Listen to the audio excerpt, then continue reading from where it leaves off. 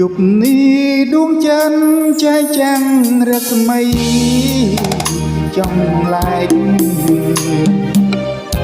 ធម្មជាតិក៏ប្លែកខុសពីធម្មតា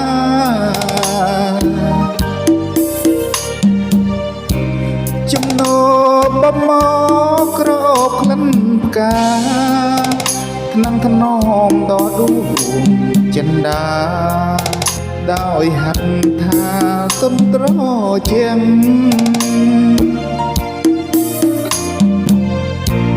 យប់នេះគឺយប់ដែលមានភពវាសនាជួបទេពធីតាដែលចិត្តជុំពេញ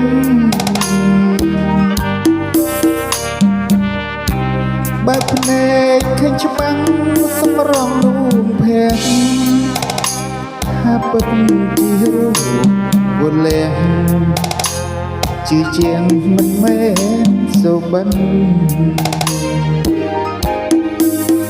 រៀនបានលឹកផាត់ស្នាប់ថ្នមរៀនកាយចិត្តឥតមាននៅណាយ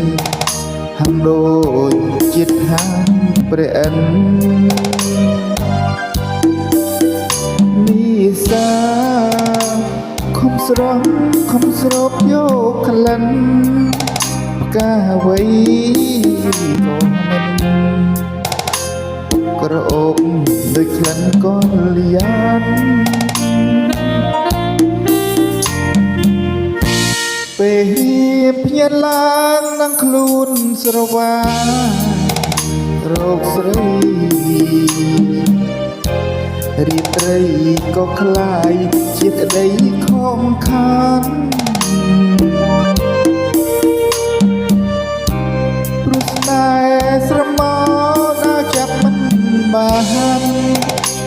សុបិនបានគង់វែងខានបានជួបតែស្នេហ៍នៃ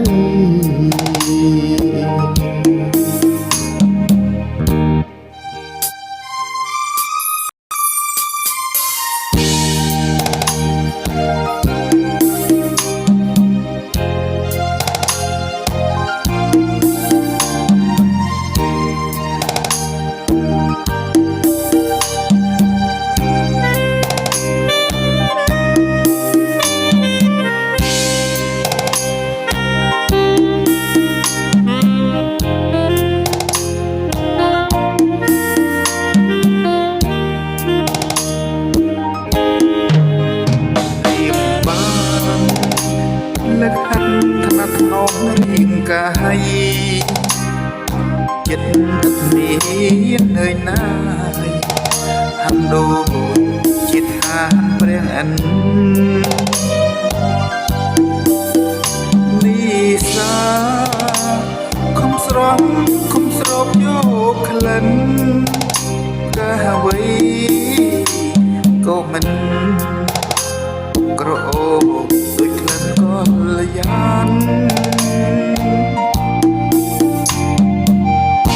ពេលរៀបភ្ញាក់ឡើងនឹងខ្លួនស្រវា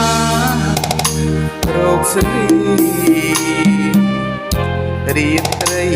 ក៏คล้ายជាក្តីខំខាន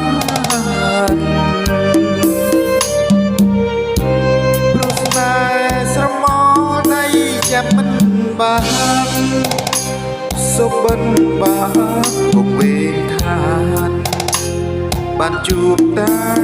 ស្នេហ៍នៃ